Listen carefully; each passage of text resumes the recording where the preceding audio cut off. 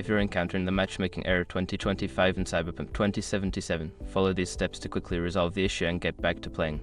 Step 1. Restart the game. Close Cyberpunk 2077 completely and restart it. This simple step can often resolve temporary glitches and connection issues. Step 2. Check server status.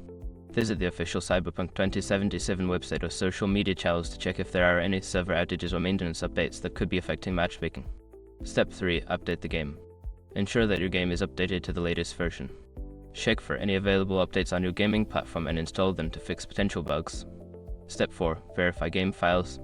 If you're playing on PC, use the game launcher like Steam or GOG to verify the integrity of the game files. This process will check for missing or corrupted files and replace them. Step 5. Adjust network settings. Check your internet connection and consider resetting your router. Additionally, you can try switching to a wired connection if you're currently using Wi-Fi for a more stable connection.